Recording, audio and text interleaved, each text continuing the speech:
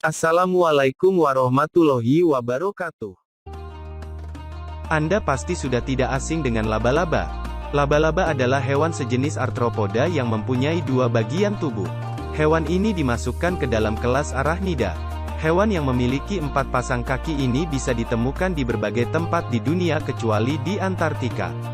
Selain banyak ditemui di alam bebas, laba-laba juga sering membuat jaring di dalam rumah. Laba-laba menjadi salah satu hewan yang paling ditakuti di dunia. Bahkan, yang ukurannya kecil sekalipun sangat ditakuti manusia. Alasannya, selain karena ukuran tubuhnya yang terbilang cukup besar, laba-laba juga bisa meracuni manusia melalui gigitannya.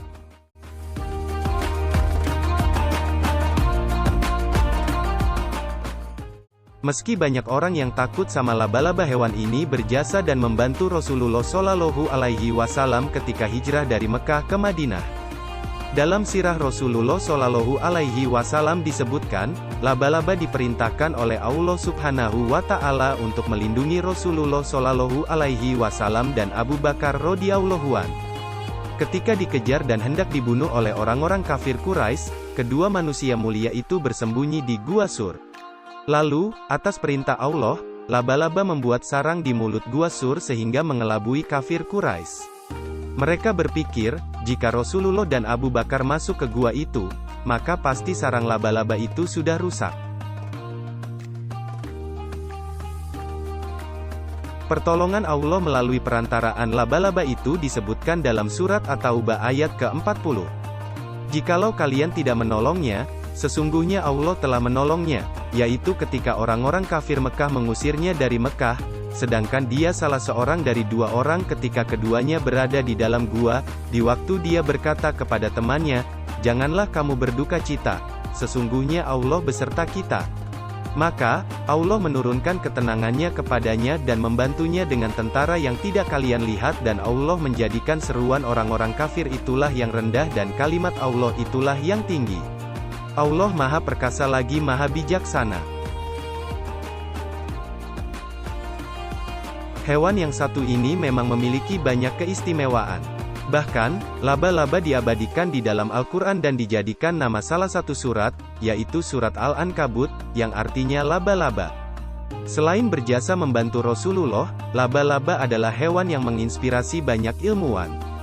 Jelinsky bersama koleganya dari Cornell University, Ithaca, New York, melakukan penelitian dan mengungkap rahasia dari laba-laba.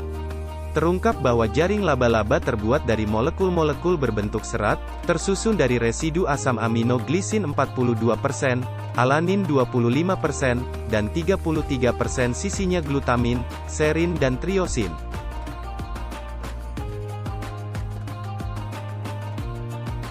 Penelitian juga mengungkap bahwa jaring laba-laba memiliki struktur yang terorganisir rapi seperti kristal, memiliki ketahanan terhadap air dan kekuatan 5 kali lebih besar ketimbang baja dengan ukuran yang sama. Tidak hanya itu, jaring laba-laba juga 2 kali lebih lentur dibandingkan serat nilon. Karena begitu kuatnya, jaring laba-laba ini kemudian dikembangkan sebagai bahan tekstil tahan peluru, bodi mobil, penguat material komposit untuk peralatan elektronik dan bahan pesawat terbang. Bahkan, laba-laba menginspirasi para arsitek Jerman dalam mengembangkan konstruksi yang sangat kuat dan tipis.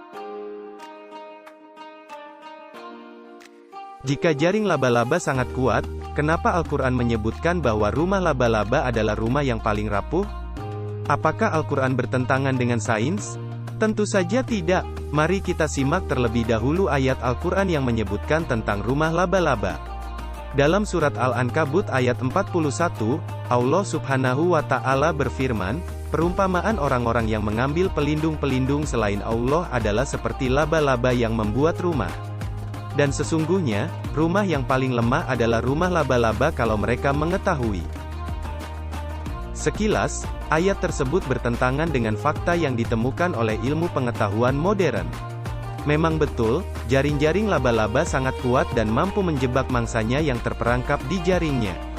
Jaring laba-laba memang jauh lebih kuat dari baja dalam kadar yang sama dan lebih lentur dari sutra. Jadi, apa yang dimaksud dalam ayat Al-Quran itu bukan pada benang atau material yang membentuk jaring laba-laba, melainkan pada fungsinya sebagai rumah atau tempat tinggal. Kerapuhan sarang laba-laba untuk menjadi tempat perlindungan terlihat sangat nyata.